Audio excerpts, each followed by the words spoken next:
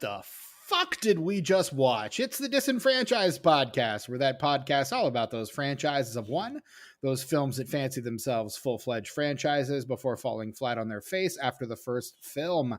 I'm your host, Stephen Foxworthy, joined, as I always am, by my co-host, Tucker. Hey, Tucker. Oh, hi, Stephen. How's it going? Oh, hi. I didn't see you come in there. I'm doing well, man. How are you?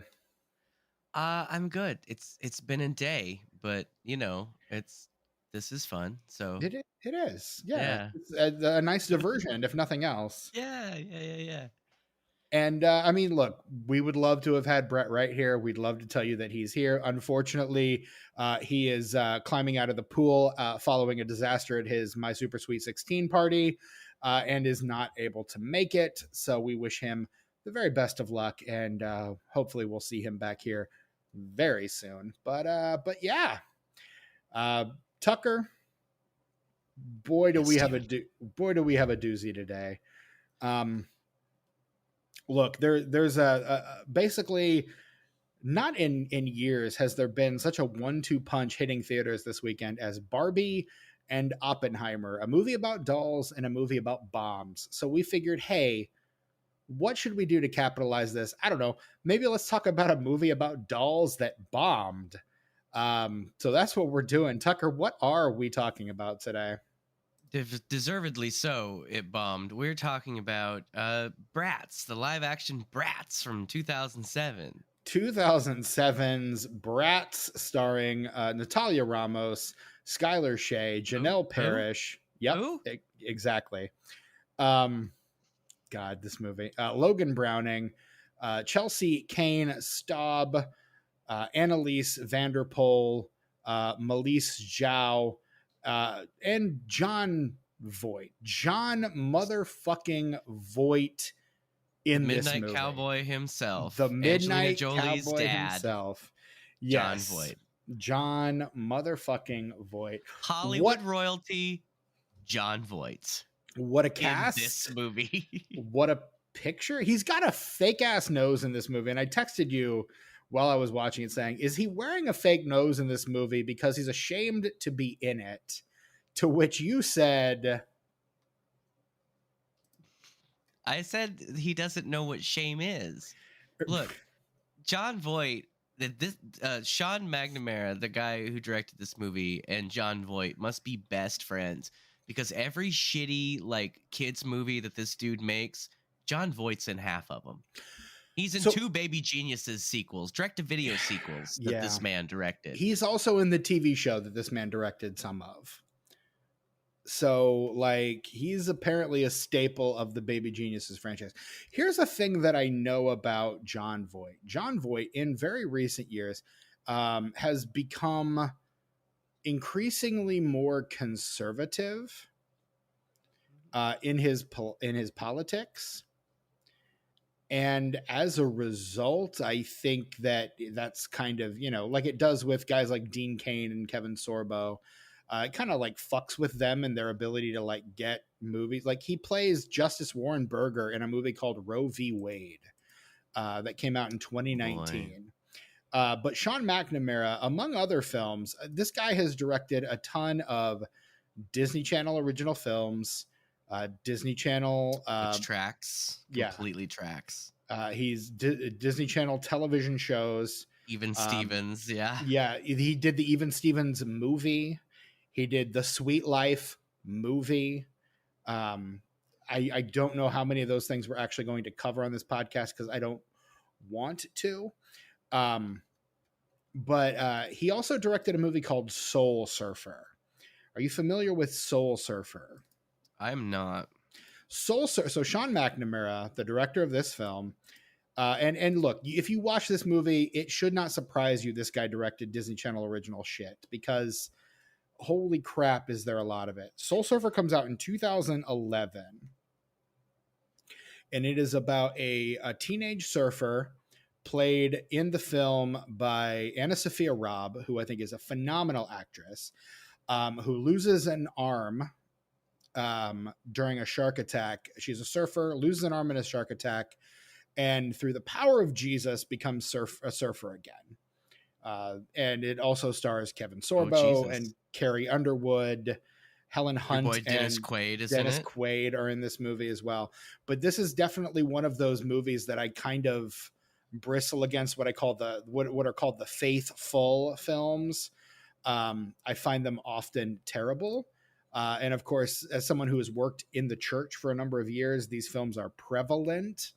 And so I think Sean McNamara is a part of this group.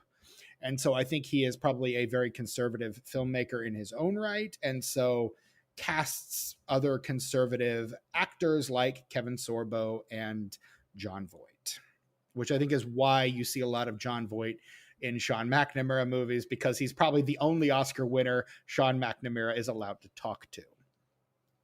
Well, there you go. I think, um, it's weird that he would be religious with how racist and kind of disgusting this movie can be at times. Well, here's the thing. Conservatives are Oh, that's right. generally Conservatives, not Christians. There's a difference. I but forgot. not much, because a lot of conservatives call Real themselves Christians. Christians. Yeah. Right. And that's the distinction is most people who are conservative who call themselves Christians really aren't, because they haven't really read the Bible. Pretty obviously that they have. Pretty obviously. I mean, look, you can't read the Bible and take it seriously and elect Donald Trump as president. You just can't do it. It's not possible. So I don't know. I'll probably get a shit ton of angry comments and downvotes on Apple Podcasts, but look, it's true. So do with that what you will. Do with that what you will. But yeah, that's we where at I stand. Disenfranchised stand behind what Steven has just said.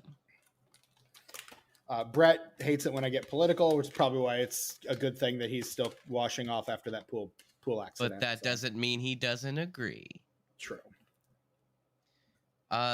So should we just go ahead and try to do the plot in 60 seconds on this? We might. Oh no, we have to.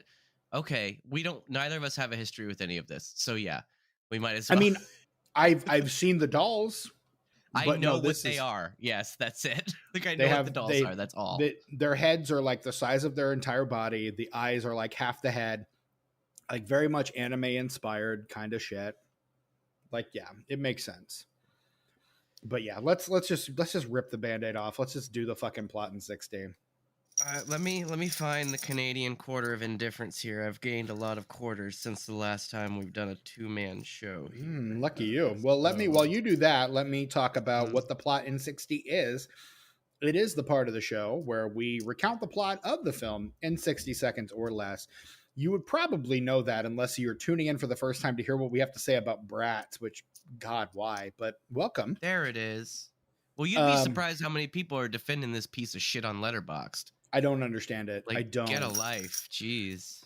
I really don't. Like, this movie is... look, this movie's not good. If you like it, that's fine. You're allowed to like a thing. But and the parts... Please explain to me why this is good, because it's not. And the parts that are good are only made worse by how shitty the rest of this movie is. Because it's like...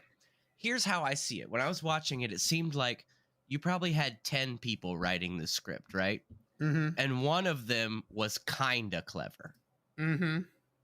Every once in a while, you see something that's like, oh, that could have been kind of cool. That could have been a really clever thing, but it's in this movie, so it fucking blows. And this movie is, look, I said it to you before we started recording. I'll go ahead and say it now. This movie is Mean Girls for 7-year-olds. Like, if we wanted to try to remake Mean Girls as a movie that like kids who liked High School Musical could enjoy, Bratz is the movie that comes out of that attempt.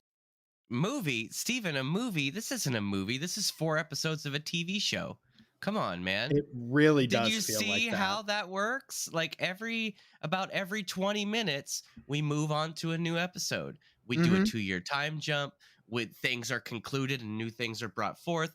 There's an overarching story. There's no way this was originally written as one movie. It had to have been at least been written as 4 episodes of a television series. Which I don't think is actually true, but like, God, it definitely feels that way. I don't believe it. I refuse to believe it. Paula Abdul was supposed to be in this movie. Good for her not doing that. Yeah, she was originally supposed to provide wardrobe designs, choreograph, executive produce, and have a role. But then she had to drop out because of American Idol. Because her cartoon cat husband was sick. Oh, DJ Scat Cat. Why isn't that guy getting more work? That's what I would watch a show about that guy. 100%. Because opposites attract. 2 steps forward, 2 steps back. 2 steps back. We come together because opposites attract, and you know it ain't fiction, just a natural fact. Anyway, hey guys, how's it going? Paul Abdul's the shit. Yeah. Janet Jackson is the shit. Straight up. Now tell me, do you really want to love me forever? Oh. Steven, oh. But yeah, no, this movie, oh God, it bad. It real bad. Yeah, I don't like it. Tucker. But we are going to talk about it because there's a Barbie movie and an Oppenheimer movie, and this is a doll movie that bombed. So Tucker, why don't you go ahead and give that coin a flip so as I can call it? Okay, for newcomers, the queen is heads and the moose is tails. Steven's going to call it in the air. And here I go. I'm flicking it right MFing now. I'm going to call tails. It is heads. Motherfucker. All right. Womp, womp. You go ahead and put 60 seconds on the clock, and I That's you. Recount the plot of the Bratz film. Bratz with a Z, in case you did not read the episode title. I'm ready when you are, Steven. When you start, I will start this 60-second timer. And make sure you give me the 30 and 10-second warnings. You know I'm gonna.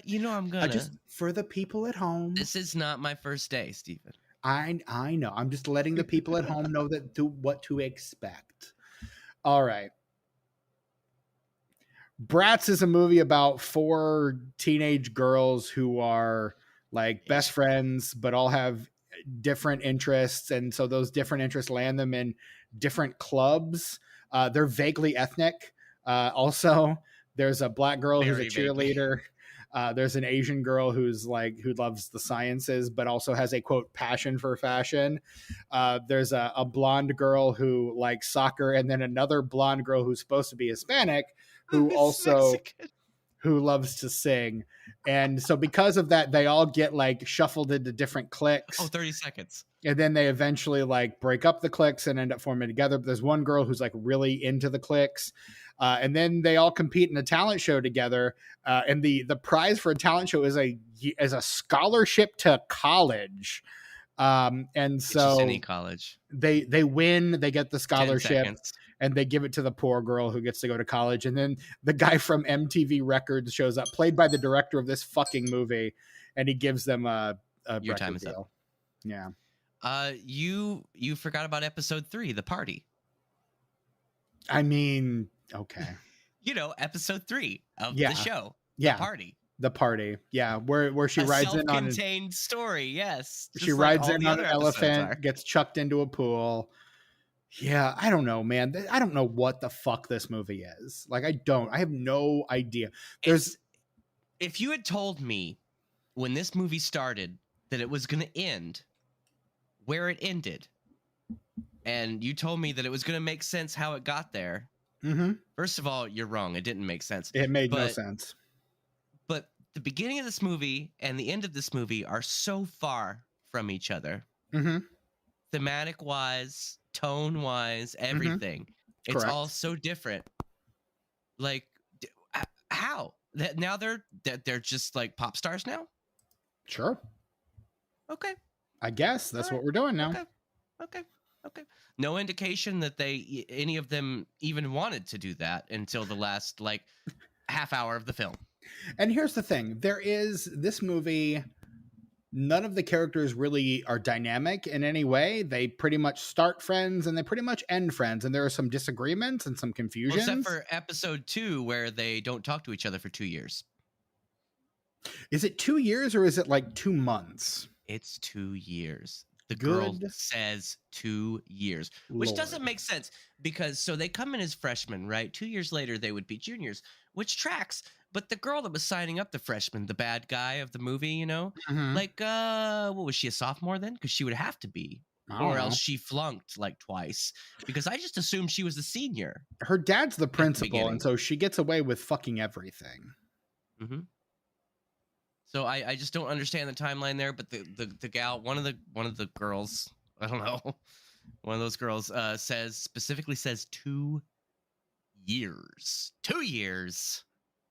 2 years. I hate it. I hate it so much. Like, I don't know what this is. I That's a time jump in the first act. That's still the first act, technically, Yeah, Steven. it is. After No, that it time jump. is. It is 100%.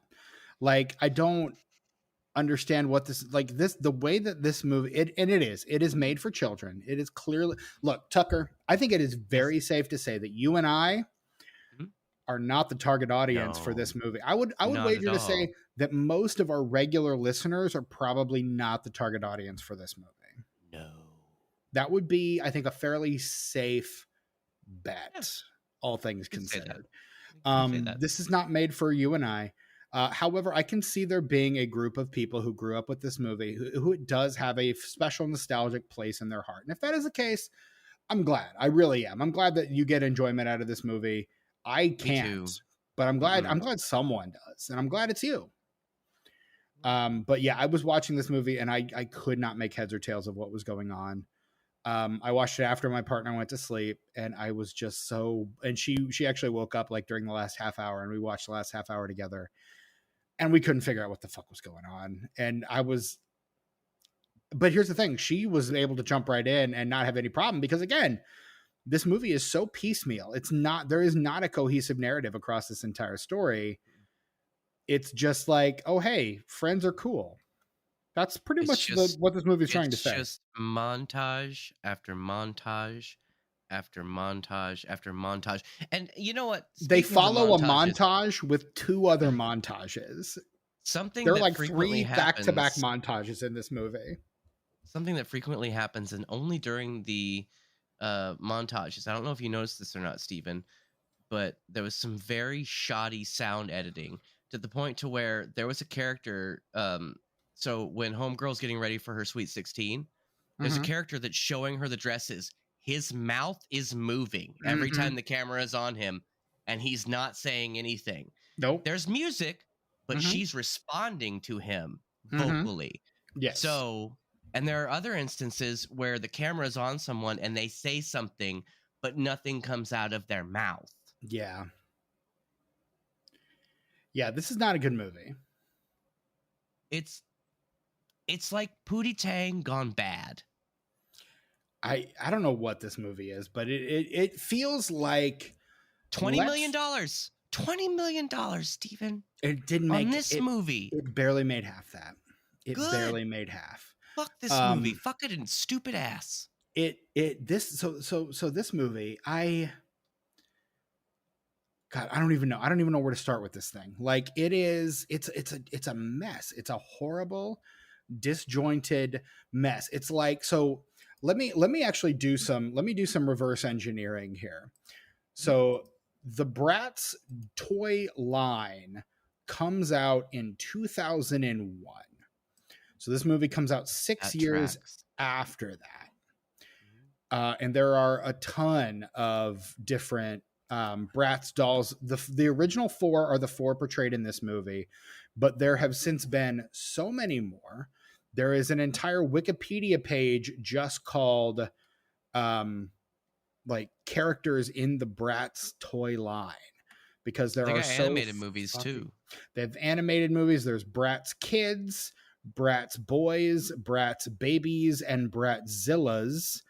Oh, babies with slutty makeup. That's great. They have soundtrack albums, compilation albums. There's a TV show, a web series, video games. Like, I kind of wish Brett were on this episode so he could talk to us about the video games for this one. So we could head to the video game corner. But like, this was a huge franchise in the early 2000s. They were discontinued in 2016, and then I think a new line came out in 2018 with replicas coming out in 2021 for the 20th anniversary.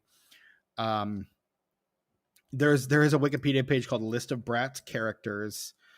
So, and they borrowed nothing from those original characters in this movie, like This at movie all. has nothing. This was something that somebody made, or this was a mini series or a pilot with a couple episodes that somebody wrote, and then they were shopping it around, and whoever owned Bratz was like, you know what?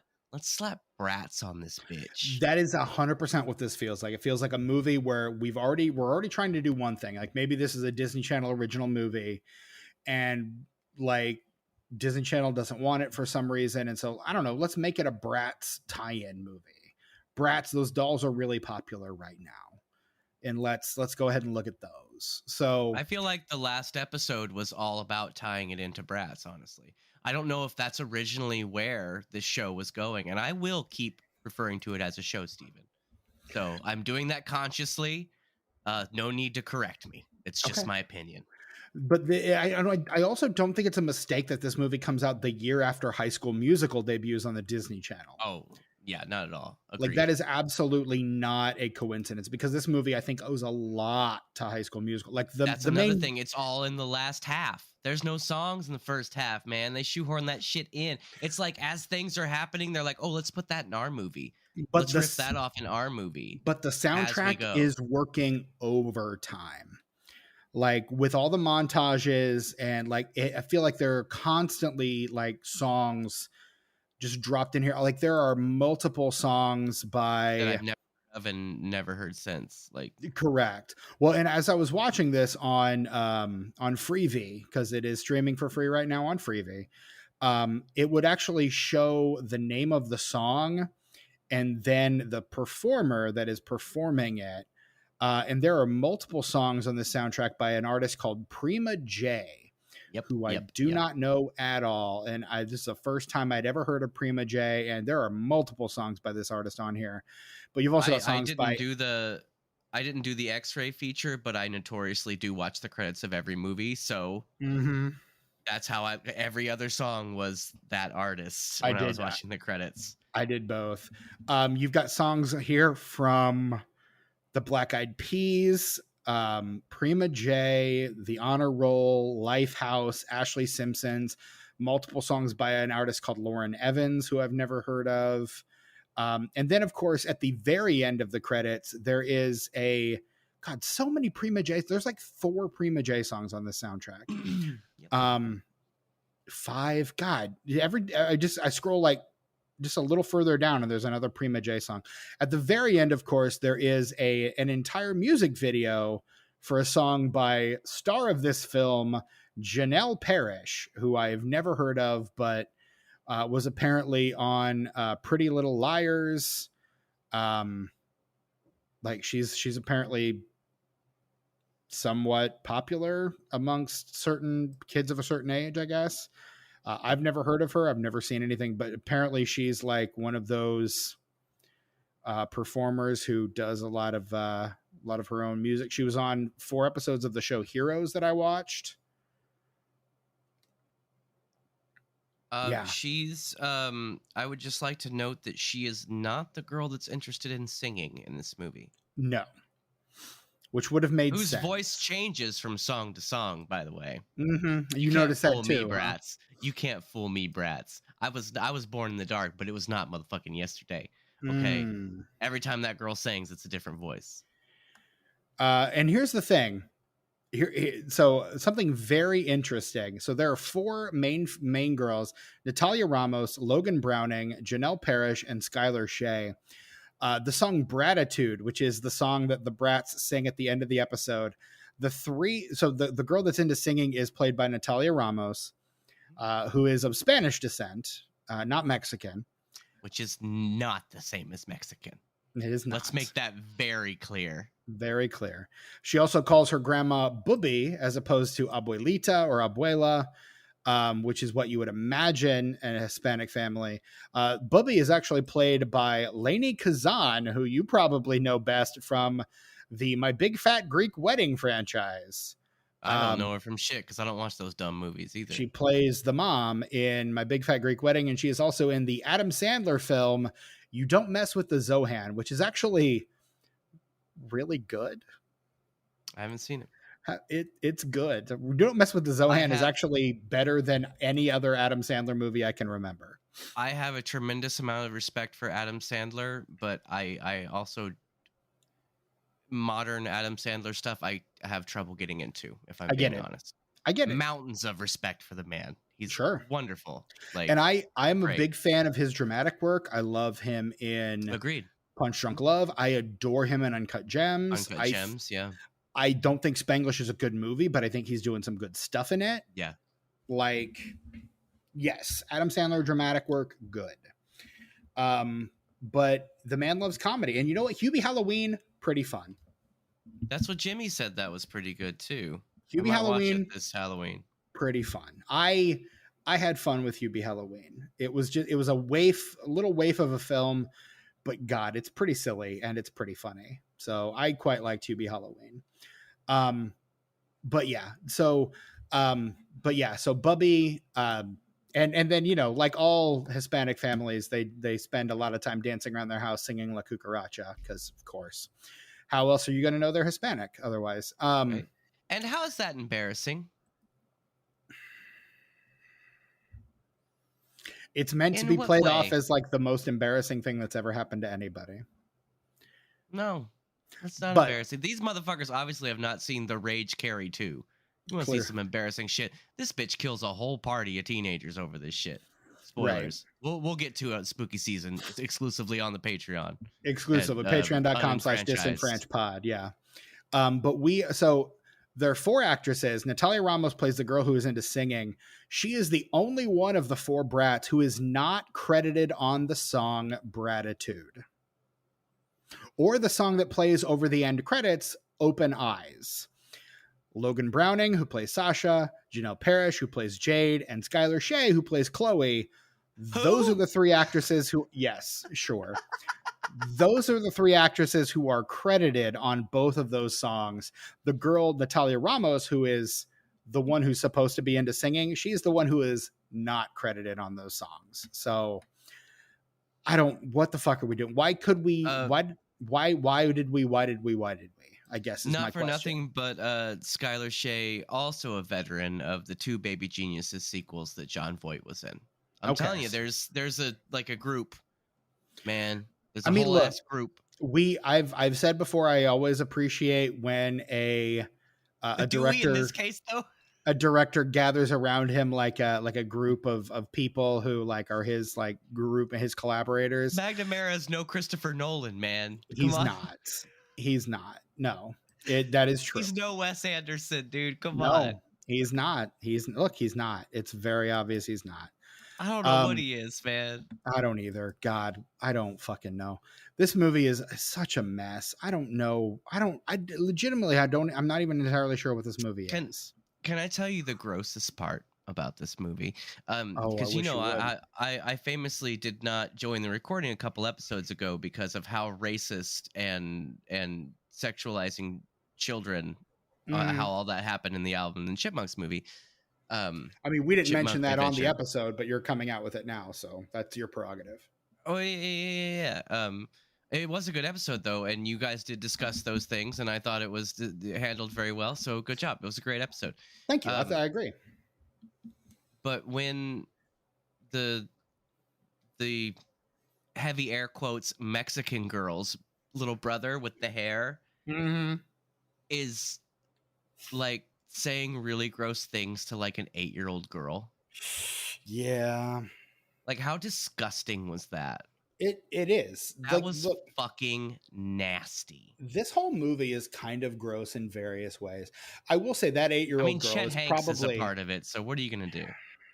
That 8-year-old girl, though, I gotta say, maybe the most relatable character in this whole fucking movie. Agreed. Yeah, she's the only one that I'm like, yeah, I'm on her team. Let's go.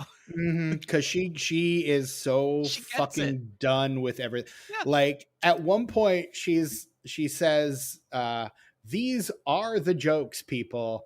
And I went like, that feels like the motto of this movie. Like, look, this is what we got, and if you don't like it, I don't know what to tell you because this is all we've got. Oh. And that So is absolutely the case. uh, good for her because the gal who played that little girl, she has stopped acting and become a writer director. Good for her. What is that actress's name? Emily Rose Everhard. Good, good, good.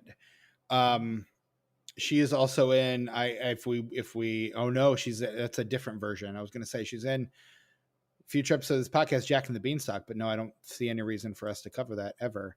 Nope. Nope. But no, she's done a couple of short films and written and directed a couple short films, and good for her. Yeah. Get out from under Bratz, dude, because you can't let that squish you. Agreed. You got some things going on. You gotta get it done. I mean, she's done some films. It looks like she's not done a film since 2010, but she's in the most recent TV reboot of the Children of the Corn franchise. Oh no. Yeah. I was just rooting for her. No, 2009. That's not very recent. There was already another remake since then. Oh God, of course there is.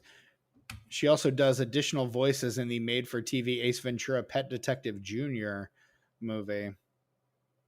Was that made for TV? I thought it was direct to video. It says TV movie here on IMDb, man. I believe you. Look, but man. See, what I'm saying is like her writing and directing is recent. So what I have to assume, just from the information I have here, is that she was a child actress that went to film school, and now here she is. Good. And I'm here for it because anybody who can get out from under this fucking stink burger of a movie and do something worth a damn, yep, I'm way behind it because everybody else in this movie is just churning out shit. Yeah, it's not great. And I don't know anything about the actresses in this film. I'm sure they're all lovely people. The only person I think I've heard of prior to this is, I guess the two people would be Jon Voight and Lainie Kazan from the My Big Fat Greek Wedding films. You're familiar with Chet Hanks, though. I did not realize that was Chet Hanks, I guess. Yeah, the kid that looks like fucking Shia LaBeouf. He almost looks like Shia LaBeouf in this movie, sort of. The nerdy kid who's like, he's a nerd, but he like tries. You're right. Yeah. He tries to be the stand-up comedian. Yeah. So the one who pairs off with Jade, the vaguely Asian one. I did disparage Chet Hanks earlier when I was talking about how he's in this movie. But to be clear, he was excellent in the episode of Atlanta that he was in, the third season of Atlanta. He was amazing in that. And there's actually a really good story behind that, too, that makes it even better. Okay. I don't know any of that. I'm not going to tell that story, though, because unless you watch the episode, you won't have context for the story. So, yeah. All I know is that Chet Hanks is the son of Tom Hanks, and he's the guy who declared it White Boy Summer a couple summers ago. So, yeah. But he ends up with Janelle Parrish in this movie. Good for him. Her mother is of Chinese descent and her father is Caucasian. So, like you do. This what a fucking weird movie this is. Like, seriously, what even is this movie, Tucker? I hate it. You know what? This made me think while I was watching it and thinking about how much it was wasting my time. And as I get older, the more I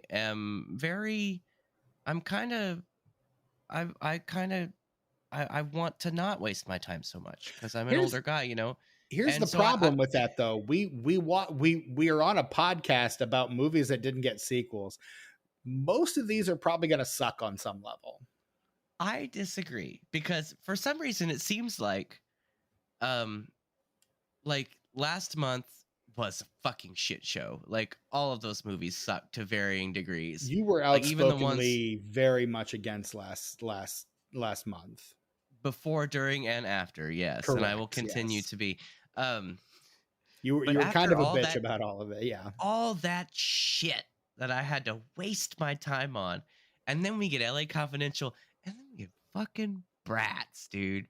Mm-hmm. Like, I wonder if, and look, I'm not saying we shouldn't talk about bad movies because, you know, even though it was a waste of time, I do enjoy sitting here talking to you about it. Right. That's I not a feel like waste of time. they're interesting avenues to explore within the confines of even the worst movies. Like there's something interesting behind the scenes, stuff we can talk about. Like there's always something we can discuss with these movies. It's not a complete waste of time. I just feel like I'm kind of burnt out on really shitty movies because we've had an impressive run of them, Stephen. An impressive run of That's just grade Z, bottom of the barrel, fucking dog shit movies. and I dare say that is partially the name of the No, game. it is. Yeah, no, it is. I get it. I just wish they weren't all together all at once because it wears me out, man. Like Just wears me out. basically, Tucker's brain is being slowly broken. However, I can tell you, Tucker, that we've actually got some very good stuff coming I know. next month.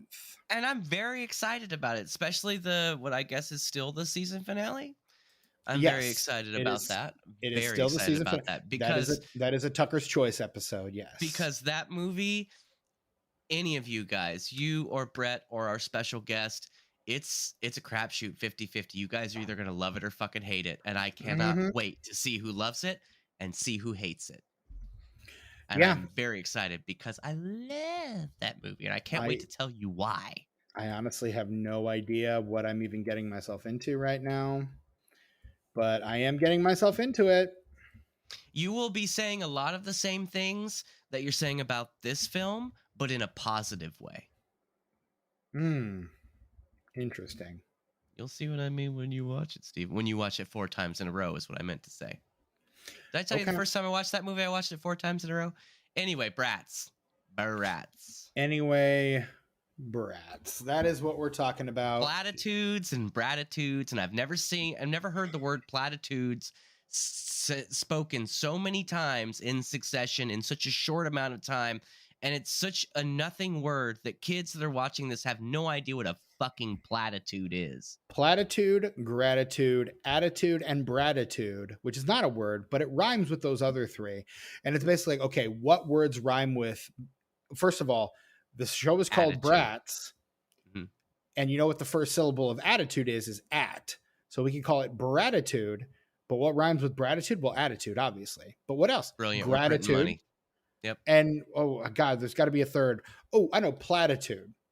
So let's put all of these. Wait, what's that mean? I don't know. Doesn't matter. Put it in. Doesn't matter. Fuck it. Fuck it. I've heard people say it's bad, so we'll say no platitude.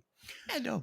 And you just put those 4 words in a chorus and repeat them ad nauseum, and then you put like they start singing the song, and I'm embarrassed for them in that moment.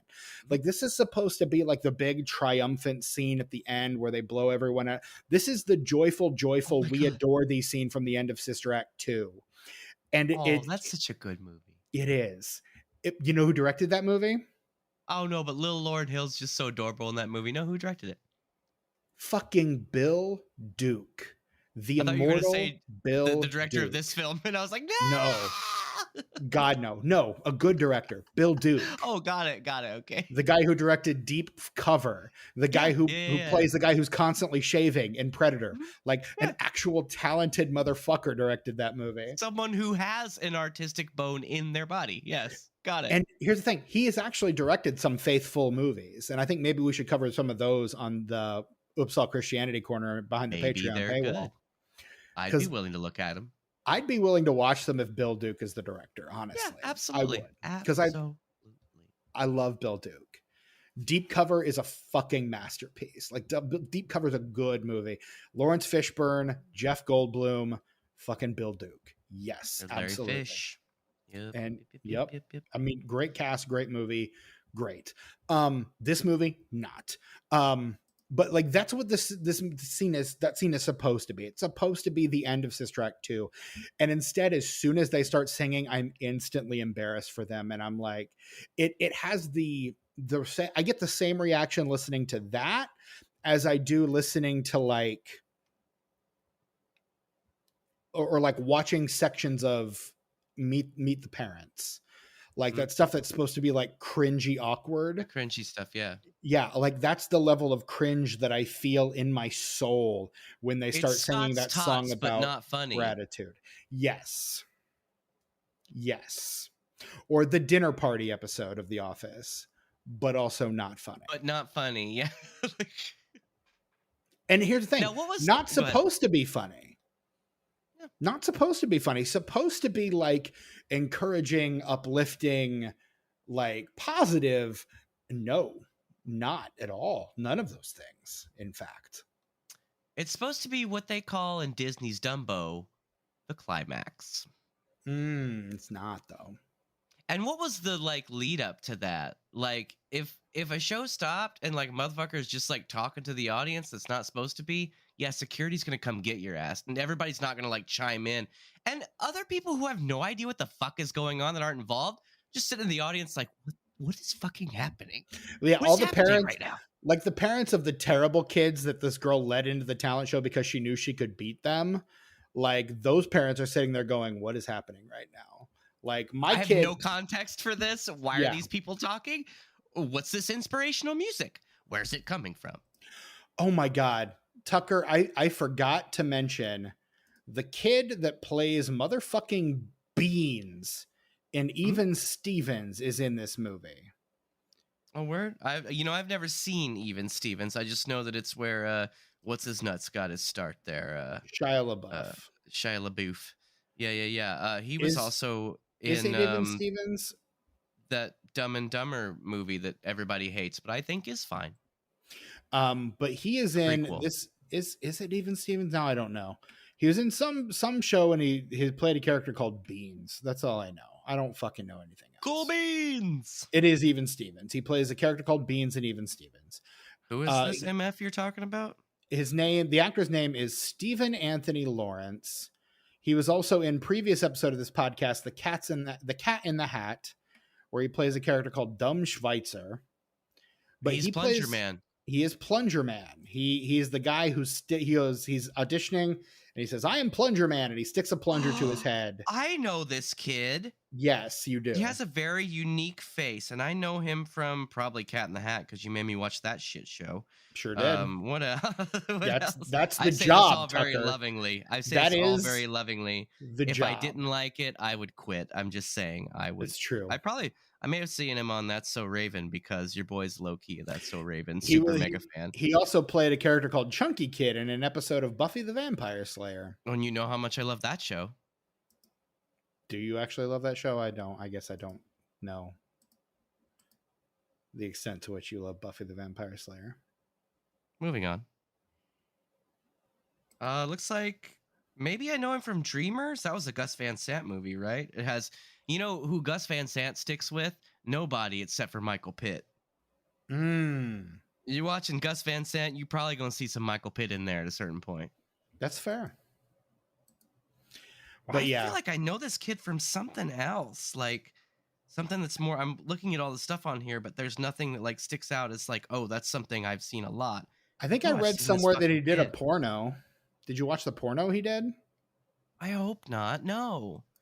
Maybe it was Eagle Heart. I don't. There's just so many like little things that I've seen with him in it. Maybe it's just all of those combined. Sure. I mean, he's got a very unique look.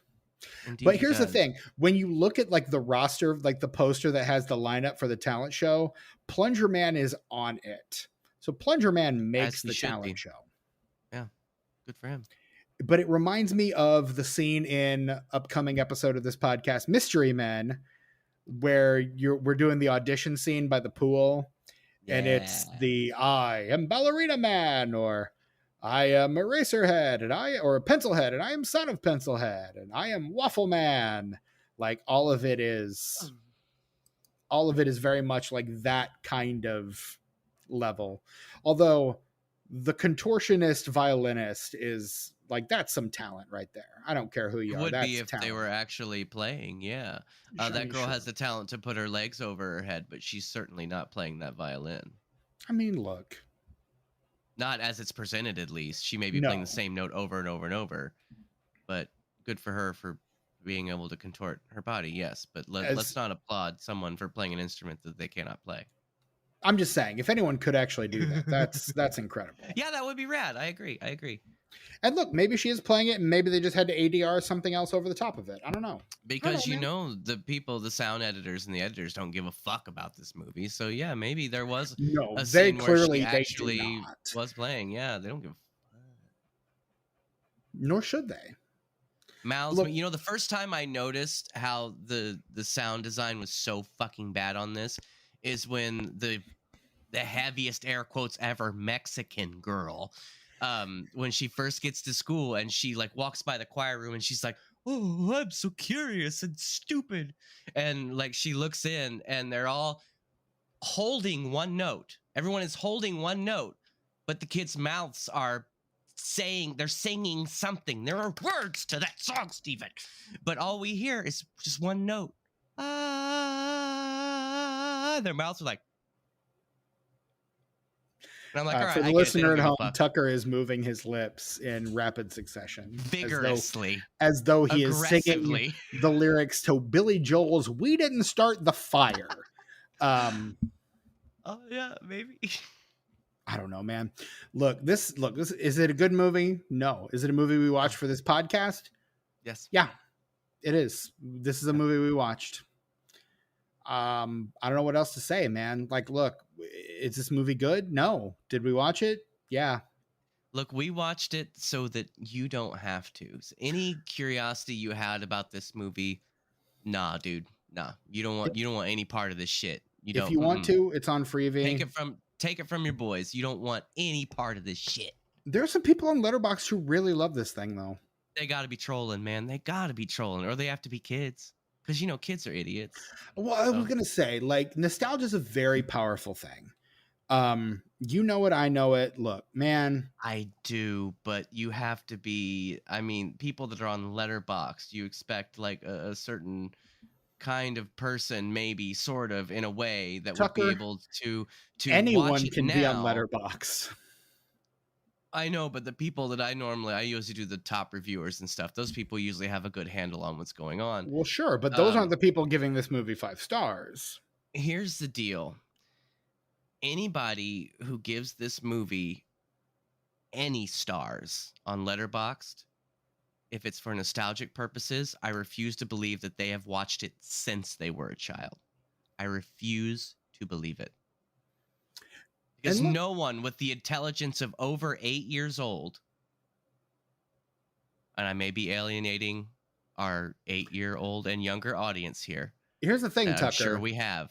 Nostalgia is designed to make you revert back to when you were 8 years old. That is the purpose of nostalgia, man. I'm trying to look forward. I'm trying to move ahead. Just like they say in Whip It by Devo, one of my favorite bands, man. Go forward. Move ahead. Try to detect it. It's not too late to whip it. You can't whip it in the past. You got to whip it to the future, man. Come on. Look, I agree with you, but here's the thing. Hollywood is almost exclusively these days run on nostalgia. And it's, hey, you remember that? And I think the South Park guys I think you're exaggerating, but I do agree with you. Yes, did a great job of spotlighting this. It's with the member berries. Like it's all about looking back. Like it's what IP has worked in the past. When's the last time we did it? Can we sequelize it? Can we reboot it? Can we do it again? It's the only reason something like Space Jam 2: A New Legacy, one of the most cursed objects in film history, exists, is because of nostalgia. Huge disappointment. And you know, that's putting even the original, even the original does not hold up that well. No, the original's awful, which we talked about on our Looney Tunes Back in Action episode. See our previous episode on Looney Tunes Back in Action. I would probably be able to make it.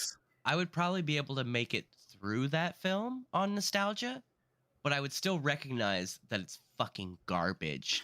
Yeah. I wouldn't go on Letterboxd and say it's the greatest fucking thing. Give it 5 fucking stars. Fuck you. But here's the thing, Tucker. You and I are capable of having a degree Abstract of thought. Yeah. a degree of self-awareness where we're actually willing to consider that maybe the stuff we liked as kids was bad. Like I've gone back and reckoned with some stuff that I watched as a kid, and I'm like, it doesn't hold up. Like I love this as a 87 Ninja kid. Turtles, bad. Yeah, Bad. like I loved it as a kid, but it's not a good movie. I loved it Real as a kid. Ghostbusters holds up. When I never watched that as a kid, so I don't. But again, I don't have the nostalgia for that you and Brett obviously do. Yeah.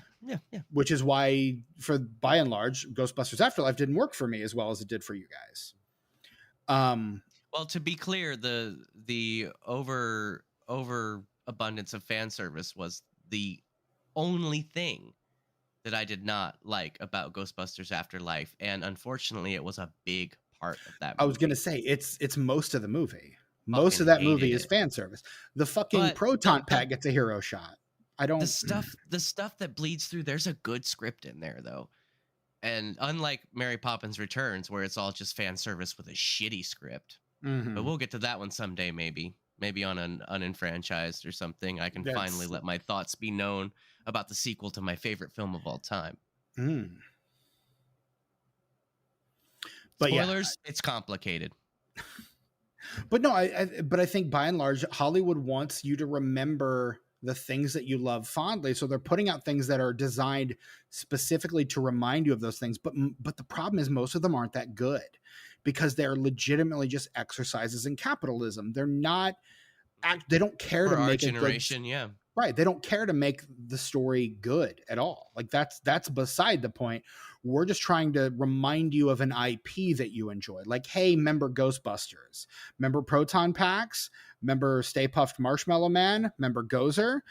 Good, because we're going to give you all of that over again with very little leeway, with very little different. Or like, oh, hey, do you remember Star Wars? Do you remember Chewbacca? You remember the Millennium Falcon? You remember how all those things made you feel? Good, because here they are again. And we're just going to remake the first movie and call it The Force Awakens and give it to you. Which again, here's Donald Glover as Lando. You can't hate that. Better go see it. But that's just it. Like it's all retread. Like we're not trying to do new things anymore, which is why the films that are trying to do new things are they're fewer and farther between, and they're not getting like things like Everything Everywhere All at Once are not the norm. They're like the aberration when something like that breaks through, or like Barbarian. When something like Barbarian breaks through, you're like, this is actually like a fun, engaging, interesting horror movie. And yeah, it's doing things that horror movies have done before, but it's doing them in interesting ways. And the fact that no one knew what this movie was before we all went and saw it, and we're all like, oh, this is exciting. Like, this is interesting. This is good, engaging.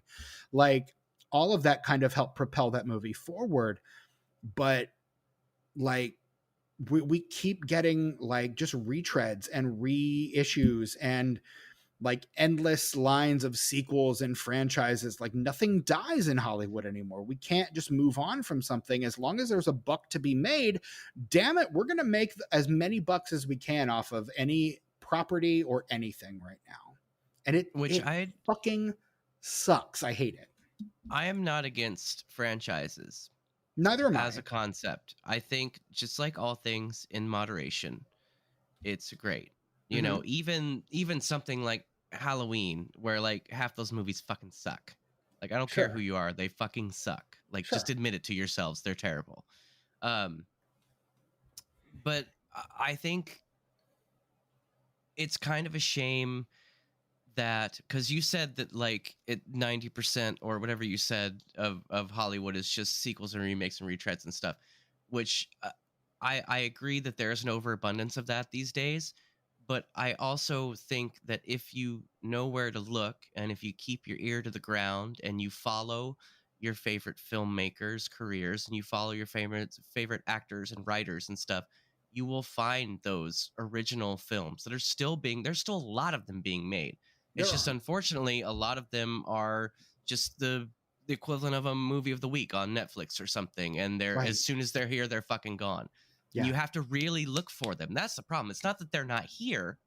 It's just that you have to put a lot of effort into finding good original cinema these days. It's here. It's everywhere. It's every fucking where. Like I'm walking out my front door stepping in the shit. You just have to know where to, you have And to really put effort into looking for it. I think that's part of why people are so excited about Barbenheimer this weekend. Like, you've got two movies by two auteur filmmakers that Well, are that's the thing about probably going to Barbie make. is that I don't mean Go to ahead. cut you off, but that's the No. thing about Barbie is it's based on nostalgia and a toy and stuff, but holy fuck, look at the creative team we have behind that. And I'm here if for it. I will wait for streaming, but you best believe I'm gonna watch that motherfucker. if you've seen the main trailer, what they're doing with it like makes it It does seem seem like really interesting. like it's an exercise in existentialism, which I am 100% here for. Like, Greta Way Gerwig into is it. a very talented filmmaker, God damn, yeah, she's amazing. and so like I think she's the right choice for this. And then you've got a biopic, which you know how I feel about biopics, but it's a biopic directed by Christopher Nolan. Christopher Nolan. It's hard to So go wrong with Christopher Nolan. I feel like it's gonna at least be interesting to watch. Like, he's gonna be doing something interesting, and you best believe I want to see that on the biggest possible fucking screen I can. I'm gonna go see that next weekend, I think. On the IMAX, man. Like, I'm off all this I don't next know week, if we have so. an IMAX in New Hampshire, but I we guarantee there's got to be one in Chicago somewhere. we at don't least have one. a lot of there's several in Chicago, yeah. And if not, there's like 5 in Indy, so just take a little road trip and visit your fam. Well, and I know that the Music Box in downtown Chicago is actually going to be showing Oppenheimer in 70 millimeter this week. So I might be going. I might just need to go see that this weekend. You're saying they're going to show it on film, Steven? They're going to show it on film? Yeah. Oh. Well, I mean, that's how might have to Christopher go Nolan find- makes all his movies, on film. I Yeah. have a bookmarked list of theaters in the United States that still show movies on film. It's not a very long list, unfortunately, but I have a list, and it's a constantly updated webpage. So as things come and go, like it's added or deleted. So I will definitely see if there's something within 2 hours. They're currently 'Cause showing. I'd love to see that on film. Jeez. They're currently showing a documentary made by Bill himself, Alex Winter, called The YouTube Effect. And Alex Winter is a prolific documentarian. I don't know. He's done several, and they're all amazing. He was in town this past week, actually doing a Q&A at the Music Box about it, which I didn't know about until after it had happened. And I was like, damn it, I could have met Alex Winter. I have met him. He's really nice. Yeah, I bet he is. It's really, really nice. And my partner is also a big Alex Winter fan, so I bet she would also have loved to have met Alex Winter had we known that he was going to be in town. Oh, look at you with a signed Alex Winter picture. Yeah. That's Freaked. That was the movie he did after Bill and Ted. It's a really good movie, and the effects are really great, and Keanu Reeves is uncredited as the dog boy. Because they're best friends in real life. Right, which I also love. And that's the reason why Keanu was like, I'm going to take my my John Wick capital and like get a Bill and Ted sequel made and another Matrix sequel made. Like, I'm going to spread the goodwill to these people that I loved working with in the past. Mm-hmm. And apparently, Tucker, there is one character that he wants to reprise that no one seems to want him to reprise. Is it the boyfriend from Parenthood? No. Oh. It's a little movie that we've covered on this podcast called Constantine. Oh, yeah. I keep reading about how that apparently that's still happening, but then it's not, but then it is again. I will believe it when I look. Like so many other, like, since we have started this podcast, they have announced sequels to at least 3 of the movies that we've covered. Only one of them do I believe is actually happening right now, and I'm still not going to believe it until it is released in theaters. It's Beetlejuice because we've had set pics, right? Yes. Okay, yeah, that's the only reason I believe it is because we have pictures from set. But again, I'm not actually going to believe it until I'm sitting in a theater watching it. But we've heard announcements of a Constantine sequel. We've heard announcements of a Beetlejuice sequel and of a sequel to The Rocketeer. And of course, people also been talking about Alita Battle Angel. Well, Gladiator we didn't cover I was because about to they say that we announced the did not sequel. cover it, but Yeah. we are constantly talking on the group chat about how Gladiator's getting a sequel. Like Ridley Scott is apparently filming it right now in another part of the world. Sure, So, I believe that. Sure. Well, And whatever. look, here's the thing: even if it does end up getting made, like Beetlejuice, at least I know is a Warner Brothers property. God knows they will bury that and like never show anybody if they can get a tax break, because David Zaslav sucks. Is a piece of human shit. Him and Bob Iger probably eat human shit together. They're terrible people. One of the film critics that I cover or that I follow on social media, he had a story come out about David Zaslav on GQ, and GQ, like, he had it killed. Zaslav had it killed by GQ. Like GQ, he called them up and had it killed. And so I was hoping GQ canceled it for tax reasons. That would have been better. I did actually read the article. The article was preserved online. It is out there if you want to find it. It is out there, and it's actually very good, and not that incendiary at all. Actually, it's literally just he's reporting on things that Zaslav had done and had already been said about him. And they're like, well, Zaslav was never reached out for comment. No, you don't have to, because you're not really saying anything that hasn't already been said publicly already. There's no need to. But he found out, this critic found out that Zaslav's one of his Cash App was public. And so he requested $600 from David Zaslav with the memo for getting my GQ story canceled. And of course, Zaslav rejected it because Zaslav is a piece of human garbage. So. As all the students of your alma mater chanted at you while you tried to give a commencement address, pay your writers. Mm-hmm. Fuck you. Pay your writers and your actors and the rest of the crew. Man, that started out as a good little original ditty, but I lost some steam there at the end. I apologize for that. But here's the thing: nothing you sang is untrue. I just pay people what they're worth, man. And I would wager that 90% of people in the United States right now are not getting paid what they're worth. Not even fucking close. Not even getting paid what they're worth. Not at all. No, I agree. People and meanwhile, the CEOs are they're definitely not getting paid what they're worth. They're getting overpaid. Yeah, the fat cats at the top are Scrooge McDucking it in their pile of fucking money. Remember when trickle down economics were supposed to trickle down? Man, fuck Ronald Reagan, man. How many times I gotta say fuck Ronald Reagan? How many times I gotta say? I don't think it's ever enough, really. How many times do I have to say, well, Nancy, I'm sure people in the next 30, 40 years won't mind that we've destroyed the entire world and we've made everything shit. I'm sure that they'll actually be happy that we had fun. Well, how many times I gotta do that?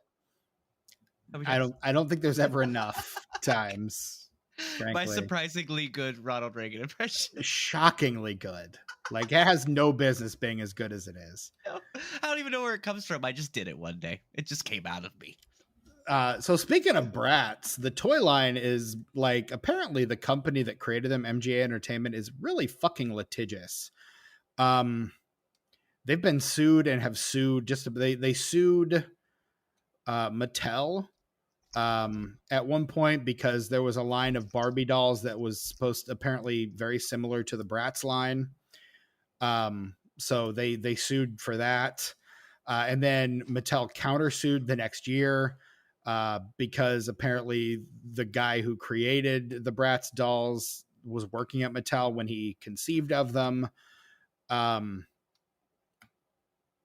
then at one point, an artist for like Steve Madden, a guy who designed a bunch of shoe ads for Steve Madden, Bernard Butch Belair, sued MGA and Mattel, apparently both, because he said that his copyright designs of young women with, quote, large heads, oval eyes, and small bodies and large feet, which he had created for shoe designer Steve Madden, were pilfered when Carter Bryant, during his 2008 court testimony, testified that he had been inspired by Steve Madden's shoe ads he saw in 17 magazine. I love that the judge basically overruled that and said, quote, Bel Air cannot monopolize the abstract concept of an absurdly large-headed, long-limbed, attractive, fashionable woman, which I find hilarious. But basically, like, so many lawsuits for this company. Like, there's an entire section of the Wikipedia page just about legal issues. Like, it's really fucking insane. Like, That just is how wild. litigious all of these people are. God, there are, and then of course there are so many movies that have been made about the Bratz. Only one live action, and it shockingly Yeah. did not get a sequel, given Out of the how box, man. Fresh fucking out the terrible box it with it. is. Do you get that joke? Because I it's do, on because the it's a the toy. tagline. Do you get it? Yeah, I do. Get it? I got it. I don't like it, but I got it. There are For TV real. shows, animated movies, computer animated movies, web series, TV shows. Like, I don't. There's so fuck, and then music, like fucking Kids Bop albums. They do like Bratz, like Bratz music, Bratz video games. There's a video game for this Time movie Life presents called Bratz Bratz saying Sinatra. the number 4 and then the word real, which was apparently a video game. If Brett were here, I'd pass to him and have him tell you about the Bratz video game that they made for this movie. But Oh like, man, you should. If I, you know what, we didn't know that Brett wasn't going to be here until pretty much right before recording. If I had right. known, I could have. I definitely would have looked that up. But it's probably shit anyway. Let's just assume it's shit. I'm willing to assume that. I will read you what Wikipedia has to say about the video game for this movie. A video game adaptation of the film entitled Bratz for Real was released to the Nintendo DS and Microsoft Windows on November 5th, 2007. The game was published by THQ. The game's plot mirrored that of the film. There was a plot to this film, and players are tasked with completing goals and errands in order to progress the story along. There's a story to this movie? The DS version of the game also allowed users to design their own clothes patterns, care for a digital pet, and play various mini games. The PC edition also utilized mini games, but excluded the option for players to design clothing or raise a digital pet. In both games, users could play as one of the 4 main characters and view clips from the film. Pocket Gamer heavily criticized the game and stated that it felt that it was released too early and that there were some nice ideas at play, in particular where it attempts to break down the social barriers that beset children in secondary education. But as a game, it is far too vacuous to recommend, kind of like the movie. IGN shared similar sentiments, stating that Bratz for Real does some work to recast the shallow, self-absorbed Bratz girls in a more redeeming light, using them and their friendship to tell a tale of unity and breaking down social barriers. But whereas the premise of the game's that premise and the game's compelling customization options proved to be solid positive points for this package, Bratz for Real is still a game brought down by a variety of other oddities. So, like the movie, the game, real bad. You know, something that we didn't touch on, and we don't really need to talk about it. I just wanted to mention after this disclaimer. So earlier in the episode, I mentioned that Bratz were dolls with slutty makeup. And I mentioned it in the context of babies wearing slutty makeup. I want to make it clear that I don't see the term slut as an insult. I think being slutty is great. I think there are better words for it.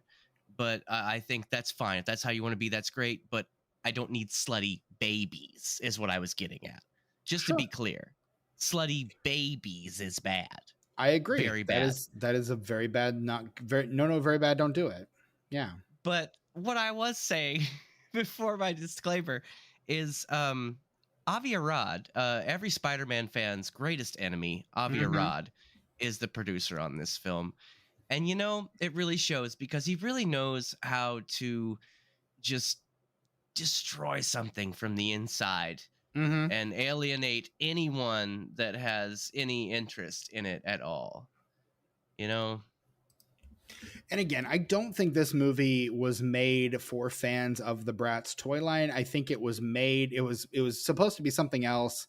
And then they just kind of shoehorned Bratz into it, which happens. Slapped it on there. Which happens in Hollywood more than I think most people realize. Like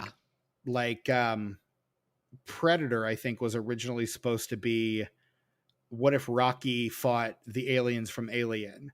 That was the initial premise of that script, and then they turned it into something else.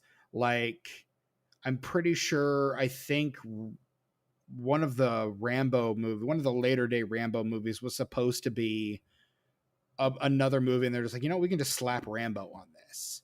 Die Hard, I think, is very much the same. The last couple of Die Hard movies, I think, are very much that. Like, what we could do? We could just make this a John McClane movie. Well, someone call Bruce Willis. Is he busy? Funny enough, the sequel, Die Hard 2, was that way because it was based on a book by the same author that wrote the book that the first Die Hard was based on, but it wasn't a John McClane thing. It was a completely different book. It had been optioned. A script had been written. It was ready to go. And then Die Hard hit big. And they were like, hey, this could very easily be the sequel. We've already got it going. It's the same guy. It's the same guy. Well, and the first Die Hard was actually written. It was based on a sequel to a book that became a Frank Sinatra movie called The Detective. This is true. And so when they originally were going to make Die Hard, they had to call Frank Sinatra because he had right of first refusal, which means that we could absolutely cover The Detective on this podcast. Let's do it. I've never seen it, but I've been aware of it since I've been a Die Hard fan. An early Tom Atkins performance. Very baby Tom Atkins in that movie. I love me some Tom Atkins. Thrill me. Thrill me. Absolutely. We all fucking stand Tom Atkins. We love that man. Listen to me talk about Tom Atkins over on the Pod and the Pendulum when I did the Fog episode with Mike Snoonian, friend of the show, Mike Snoonian. So, yeah. So My Bloody Valentine remake, we talked about that one last year before last? Yeah. Last would have been 2022. Yeah. Also, Night of the Creeps. We talked about that one with Thankfully, our good buddy Brian Kuiper. Yep. Real sad I wasn't a host yet because that was one of my movies I randomly found on the video store shelf of a mom and pop video store that turned into a huge cult movie a couple years after I discovered it. I didn't know anything about it. I didn't know anything about it. Brian was like, "Hey, this was supposed to get a sequel. I would love to come on and cover it with you." And so we're like, "Yeah, come on, man, let's do it." And Brett and I watched it, and I don't think either of us had ever seen it before. And we're both like, this movie fucking rules. Like, yes, please, more of this. Like, it's just a goofy, silly, fun delight is what it is. And Tom Atkins is a big part of why that works. Fucking Fred Decker's the shit too, dude. Can we do a Monster Squad episode? Was there supposed to be an episode, a sequel to that? We've got it on. Here's the thing. It is on the list. Fred Decker, I think, only directed like 3 or 4 movies, but we can cover all of them either here or on Unenfranchised. And Brian has agreed to come back for all of them. Nice. He also works behind the scenes a lot with Shane Black as well. Shane Black are like, he's basically Shane Black's mentor. He co-wrote the most recent Predator movie that Shane Black wrote and directed. Like, he co-wrote that with Shane Black. Shane Black, who was also in the original Predator, along with Sister Act 2 director Bill Duke. Shane Black, who also directed Iron Man 3, yes. Favreau directed 2. And he also directed his magnum opus, beloved by all, Kiss Kiss Bang Bang. And future episode of this podcast, The Nice Guys. Oh, I've heard that's really fucking good too. I cannot wait to watch that because I've been wanting to watch it since it came out. I just haven't done it. Nice Guys. And everybody tells me it's so good. Here's the thing. Shane Black has directed 4 movies. I'm going to get into my thoughts on Shane Black because I watched all the Shane Black movies during the pandemic. This episode was never going to be about Bratz, guys. I'm so sorry. We got a lot of Bratz in, though. We did get a lot of Bratz really did. in. More than I thought we would. It's tangent, and that's what we do. Here's the thing. Shane Black has directed 4 films. It's Kiss Kiss Bang Bang. It's Iron Man 3. It's The Nice Guys. It's The Predator. So here's the pattern that I've noticed with Shane Black movies. He will come out with a movie that he has written and directed that is really fucking good. And people will be like, you know what, Shane Black, that movie was really fucking good. You should come and do your Shane Black thing on this entry in this franchise. And so he will come on and he will do his Shane Black thing. And the studio will then invariably step in and go, no, not like that. What the fuck are you doing? Not like that. and they will take the thing back from him. They will recut it, re-edit it, change it up, make it into something he didn't intend for it to be, and then release it, and everyone will hate it, and he'll get the blame for it, and then he'll go away with his tail between his legs, and then he'll make another original film that he has written and directed that is really fucking good, It's and everyone loves amazing. it, and then everyone will go, oh, hey, you should come and do your Shane Black thing on this entry in this franchise. And then he'll start Rinse and he'll and do his thing, repeat. and he'll turn it in, and they'll go, no, no, no, not like that. Because that is 100% like, it starts with kiss, kiss, bang, bang. And then they're like, hey, come. Robert Downey Jr. is like, you should get him to do Iron Man 3. And so they do. He comes in, Feige brings him in, and Rebecca Hall was originally supposed to be the villain in that movie. And the Ike Perlmutter, who was the head of Marvel Studios at the time, was like, no, girls can't be villains. Girls don't sell action figures. And makes Guy Pearce the villain instead. Oh boy. Yeah. And so completely fucks it up, changes it all around. And so then he's like, fine, I'll go away and I'll make The Nice Guys. This movie with Russell Crowe and Ryan Gosling could have 100% been its own franchise. There's no reason there aren't 5 different Nice Guys movies. Like, we got a sequel to Knives Out. We should have a sequel to The Nice Guys. We should. But he does The Nice Guys. People love it. People like it. Not enough to give it a sequel, but they really enjoy it. And so the studios are like, hey, Shane Black, why don't you come do your Shane Black thing on this Predator movie? And so he does. And they're like, well, no, God, that's awful. No, that's not what we wanted you to do. They take it, they re-edit it, and everyone hates it. And he gets the blame. So Shane Black, we're ready for you to make your next like single Shane Black film. We're ready for it. We're here for it. We are waiting for you. My only word of advice, don't do the franchise movie after. No, I think Shane Black would do well with some crowdfunding, honestly. Not probably, yeah. Because Well, the because that's the people thing. Hollywood is not really willing to make original films anymore. We've talked about that on this episode, but yeah, Hollywood doesn't want to make what you want. Hollywood wants to make the easiest and cheapest and most lucrative thing that's going to appeal to you. exactly. They want the thing that you're going to spend money to see. That's what they want to make. Which is very different than making what you want. Very different. Correct. Yes, correct. They You make know things what? that you will tolerate and Here's pay for. There was a Variety article that came out in March of last year. Robert Downey Jr. and Shane Black are supposed to reunite for an adaptation of Donald E. Westlake's Parker series at Amazon. I don't know what that is, but I'm into it. I want that to happen, and I want to see it, and please make it happen, and please give it to me. Please look it And directly into my veins. can Fred Decker also be involved in some capacity, please? I'm sure he will. Like, Just for seriously, old though, time's sake. Brian Kuiper basically agreed to be our Fred Decker guy. I'm into it. And so that whenever we do end up covering another Fred Decker movie, because it's literally, it's the Monster Squad, it's Night of the Creeps, and it's RoboCop. We've already covered Night of the Creeps, but those are like the 3 he directed. He directed a couple shorts, an episode of Tales from the Crypt. And yeah, but his 3 features are Night of the Creeps, Monster Squad, and RoboCop 3. And Brian's like, yeah, I'll be your Ted Decker guy. So I'm into that. It'll be nice to be able to talk to someone who is at least, if not more, versed in Fred Decker, because I am also a huge fan, even of RoboCop 3. Like, it's not great, but that one has the Frank Miller gets, script. well, Fred Decker gets Shane Blacked in that way.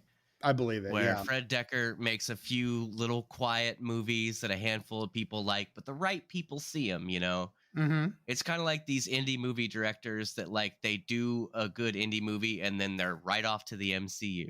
Yeah. You know what I mean? Yes. It's kind of the same thing. Because like they're Fred still Decker, fucking cheap at that point. yes, because Fred Decker did Monster Squad and Night of the Creeps, and a handful of people liked it. The right people saw it, and they hand him RoboCop 3. And I don't know how familiar you are with the production of that film, but even before Fred Decker was involved, the production of that was a shit show. I believe it. Like, that is a franchise that I think has significant problems because every sequel has to ignore the ending of the first movie. Yep. So that entire franchise is just fundamentally If you fucked. make a sequel to RoboCop, you have to ignore the whole point of the original Exactly. movie. Exactly. Yeah. 100%. I did like the reboot though, by the way, or the remake. I thought It's it was fine. it's It on the was list. Future episode of this podcast, RoboCop slightly 2014. slightly above average, extremely watchable. Sure. Quite enjoyed, We'll even we'll with the cover it one day. PG-13 of it all. I don't care. It's its own thing, and it's pretty neat. And I can't wait till we get to cover it because I You haven't know seen what, it in a while, Tucker? and I wonder if I'll feel the same way about it. I'd buy that for $1. I too would purchase that for 100 cents. Cool. Speaking of money, Bratz opened on August 3rd, 2007. What a year. I honestly, in 2007, that was the year of the year of the cat. that was the year that I think that was the year that like some of my favorite like There Will Be Blood and No Country for Old Men. Is that year, or am I thinking of 2008? Oh, I'm not sure. You could be right. Oh, There Will Be Blood is 2007. Yeah, one of my Okay. favorite years for film. Like, just some really great movies came out that year. But yeah, it came out August 3rd, 2007. This was not one of them. This was not one of them. This movie opened at number 10 this week. It opened to $4.2 million on its way to a total domestic box office of $10 million. It earns another 16 worldwide for a total of 26 million globally. Barely more than its production budget. Not what we call a success in any stretch of the imagination. We call that a big fat whoop-de shit. Mm-hmm. The first movie opening at number 1. It's a new release from Universal. It is the final entry in a franchise that would be rebooted with the movie that we were supposed to talk about last week, Tucker. Is it the Bourne Supremacy? It's the Bourne Ultimatum. Same thing. I mean, okay. Hey, I won this time. In second place, a movie that both you and Brett are very resistant to cover because I think you know that our guest for that episode would read you guys both the riot act for being bitches. It is the Simpsons movie, which opened at number 1 the previous week and is down at number 2 in its second weekend. Bring it on. Bring it on. Let's talk about the Simpsons movie. I saw that at the theater twice, actually. So yeah, let's talk about it. I thought it was good. I liked that movie. I liked that movie a lot. I also thought it was the last great thing that the series has done. Spoken like someone who hasn't watched it and since that movie came out. And I will amend that by saying that was the last thing I enjoyed before I got fucking sick of The Simpsons existing. There you go. To clarify, as always, here at Disenfranchised, just because we do not agree with you doesn't mean we don't like you. And there you go. I still like some of the stuff. I will not say that all of it is good, but I do like a lot of the current day Simpsons stuff because, and, anything that has been on the air for that long, there are going to be hills and valleys, gutters and strikes. Not everything can be as good as it was supposed to have been when you were a kid. I agree, and I don't doubt that there's good stuff and moments of brilliance and stuff. I just think, sometimes it's time to just kind of be done. But as long as people are still enjoying it and still getting and Disney's still content to continue keep making money on it, I'm for it. I'm not against it. It'll never die. I'm not saying take it off the air. I'm just saying you're not one of those bitches, and which is fine. No, because not everything has to be for everybody. If they could make it for 1 million years, I don't give a shit. But I'm not gonna watch it. Like I enjoy the times I had with it when I did have times with it, but I don't have any interest in it anymore. but I'm not against it. Please make all the Simpsons. Make everything the Simpsons, please. Right on. No, I was exaggerating there at the end. But anyway, what was the next movie? In third place, another future episode of this podcast. What if Jason Lee was in a movie about basically adapting a cartoon from the 1960s? Is it Underdog? It's Underdog. I want to see that because I always loved Underdog when I was a kid, and I like Jason Lee, and I know it's going to be terrible. It will be terrible. It will absolutely be terrible. I want to see it. I was talking about Grindhouse and Hot Fuzz in our What Are We Watching episode. Go check out our Patreon or whatever. Yep, patreon.com/JustinFrenchPod. Both Grindhouse and Hot Fuzz, I believe, came out in 2007 as well. So yeah, was a pretty damn good year for film. It's a really good fucking year for film. Like I would put it up there with like 99 and 84 as like one of the quintessential years for film. Oh yeah, I agree. Like I definitely agree. Is a real fucking good year. In fourth place, the abominable I now pronounce you Chuck and Larry. Speaking of Adam Sandler. Yeah. In fifth place, Harry Potter and the Order of the Phoenix. Harry Potter and the something. Who cares? That was that year's annual Harry Potter film. Yes. In sixth place, a movie based on a musical based on a movie. It's Adam Shankman's Hairspray. Oh, I never saw it. Is it good? No. Is the remake good? No, I heard it was good. It's fine. I think casting John Travolta as the female lead is a problem. I think that the movie has issues. I really liked the original musical. I need to revisit the original John Waters film. But I've never seen the musical at all, and I'm a huge fan and avid, consistent watcher of the original film. My favorite thing about the remake is that it does feature a cameo from John Waters in the opening. Nice. The opening song is called Good Morning Baltimore, and it's about a girl from Baltimore singing about her town as she goes to school. And she talks about the unsavory characters that she passes, the drunk on his barroom stool and the flasher who lives next door.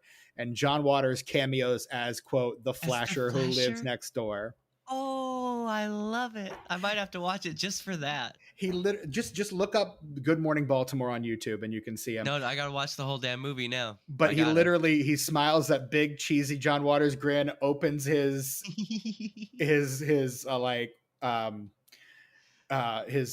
overcoat, raincoat, trench coat. Yeah.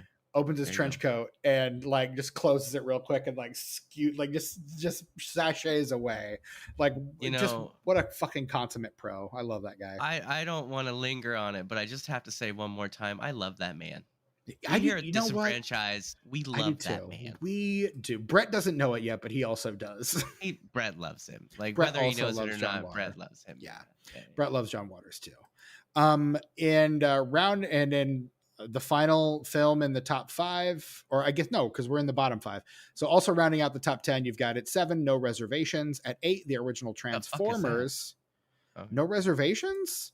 I don't know. Let's look it up. It's that Aaron Eckhart, Catherine Zeta-Jones were chefs movie. Like it's the rom-com, but chefs. It was when Hollywood was trying to figure out what to do with Aaron Eckhart. Gotcha. Yeah. Also in that run, Suspect Zero. Yes, absolutely. He's great in that, by the way. But Thank You for Smoking comes out. Hollywood's like, oh, this is our boy. What do we do with him?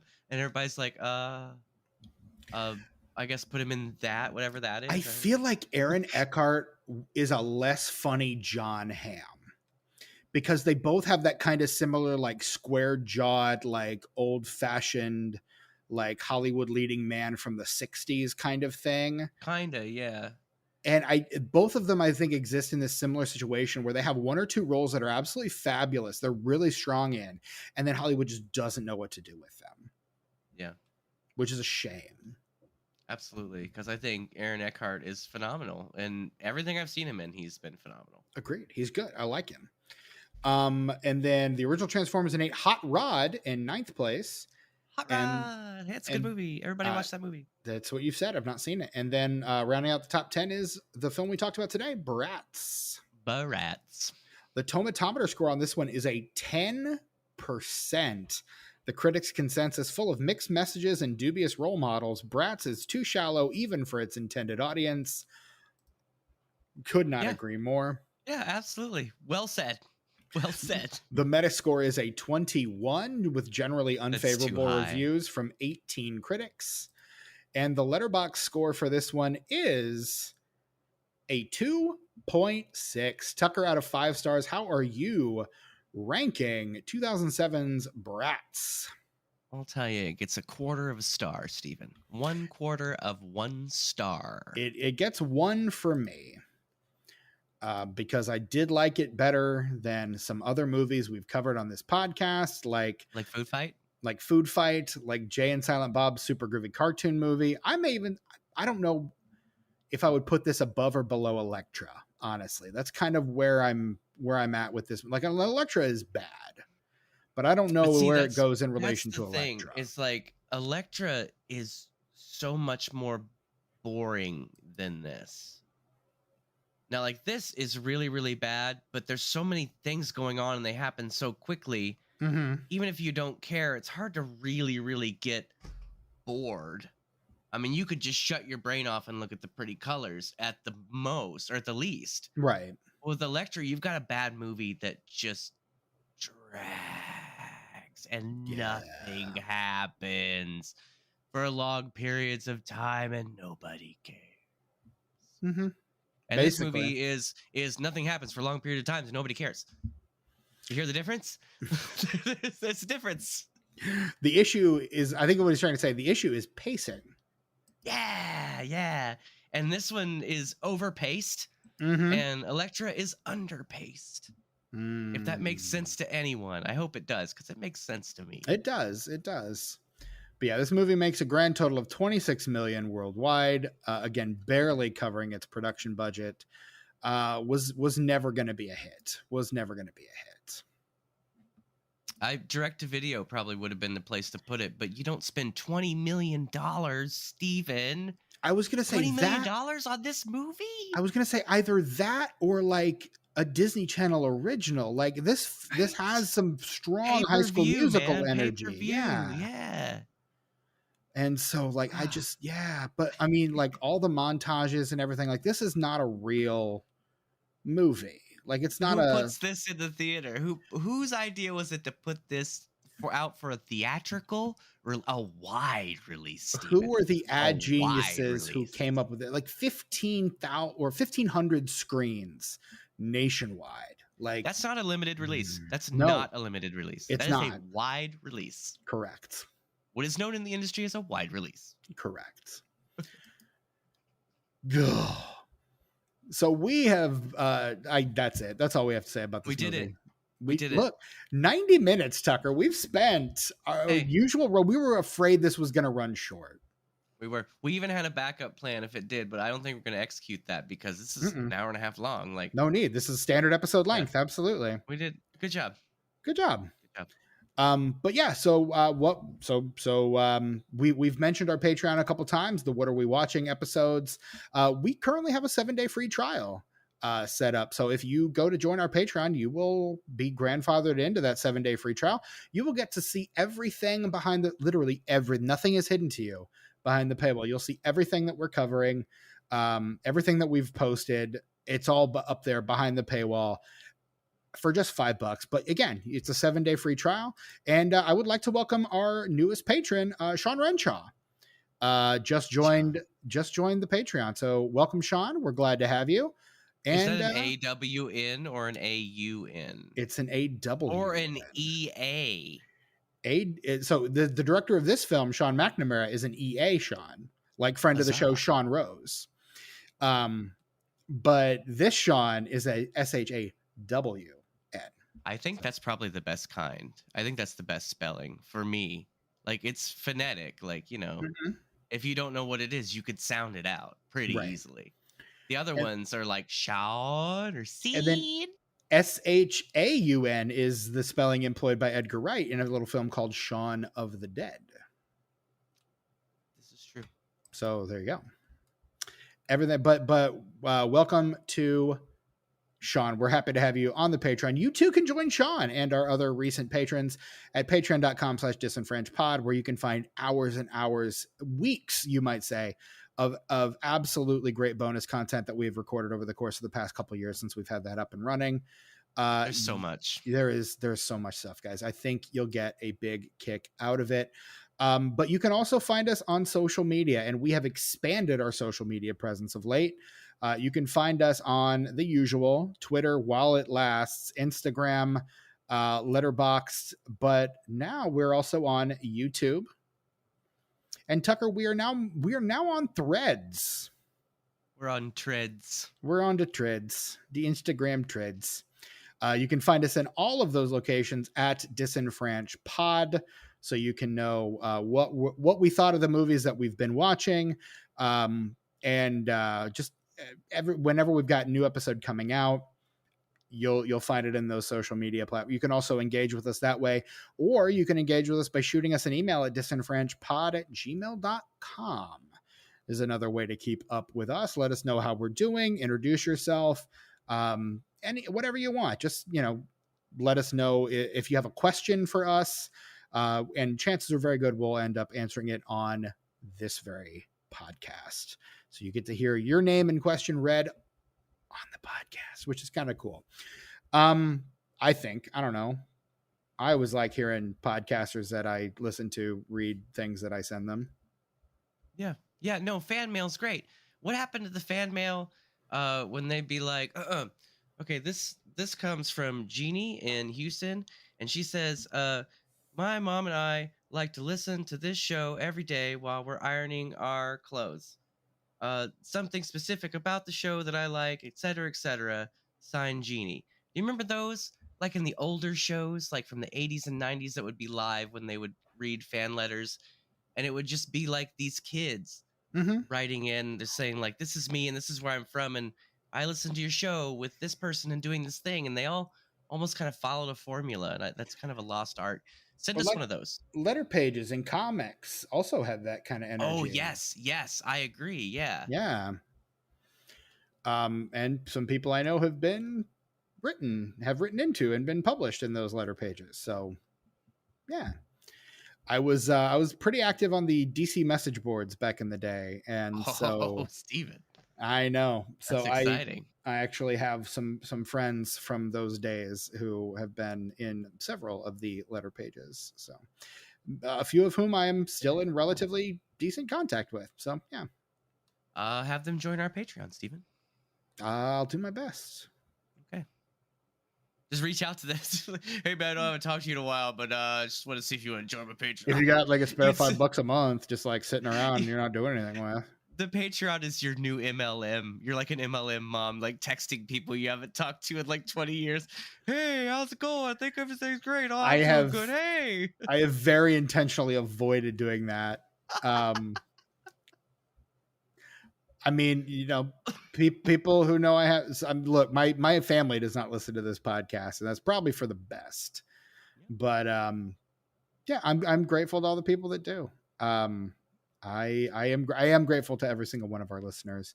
And if you would like for me to express that gratitude to you directly, I probably won't, but you can find me I'm Stephen Foxworthy. I'm your host. You can find me on Instagram, Twitter, Letterboxd. I'm on Threads now. I'm on Blue Sky now. What the fuck is Blue Sky? It's the thing that's going to save us all from Twitter is what it is. That's what I guess you said last time. I know, and I meant it that time too. Okay. I don't know, man. It's not owned by a tech billionaire, so maybe there's something to that. I don't know. Wait, didn't you say it was the guy who did Twitter though? Wouldn't he be a billionaire? Didn't Musk pay him like $1 bajillion? I mean, only because he had to. But I mean, yeah. What an asshole. No, I get it. I'm busting your balls, Steve. I know. Busting your balls. But no, it's apparently the guy who originally created Twitter is now creating the new Blue Sky platform, which is in beta right now, and it's invite only. But I got an invite from someone, so I'm now on Blue Sky. So if you're on Blue Sky, as I am, you can find me on all of those at Chewy Walrus. The not quite present Brett Wright is on Instagram and Letterboxd at sus_warlock. Tucker, where can we find you on the socials these days? You can find me on YouTube at Ice909, ICENINE09. I'm going to say this again this week. I'm going to announce once again my intention to continue some of my preservation stuff. Nice. And the reason I keep announcing it and not doing it is because I haven't had time. So I figure if I keep announcing it, it'll stay fresh in my brain. So when I do have time, I'll remember to actually do some of that stuff. Right on. I'm also on the Insta Scams, Tuck Mugs, Tuck_mugs. Tuck_mugs. Where I show off my mugs and my pint glasses and my shot glasses and other jiggers and such things. Featuring a recent guest mug from yours truly. That's true. Steven showed off his Gizmo mug. My Gizmo Tiki mug, and I am just a very on-brand choice for me. So, yeah. Mm-hmm. We were happy to have you, Steven. I was happy the to team over the team over at Tuck Mugs. We were happy to have you on board this week, you know? Yes, we were. Seeing as how I am the team over at Tuck Mugs. You're the team. I'm the team.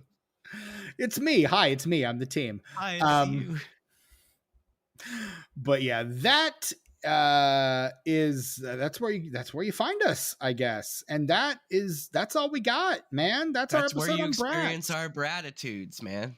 Where we expose our gratitudes to the world. And you know what? Media. For those of you who find us there, we have nothing but gratitude. That's not a platitude, so please don't give me attitude. God, I hate myself for doing that. Check out our gratitudes. Thank you all for listening to the Disenfranchised podcast. Next week's episode can't be as bad as this one. It can't. What is it? I don't remember what it is. We're recording it tomorrow. Oh, yeah. I got to watch that movie tonight, Steven. Plus, I got to get up early in the morning. Dude, why you do this to me? It's almost midnight your time. All right. We're going to wrap it up. I can't believe you've done this. Yes, it's all me. This is my fault. Sure. Let's call it that.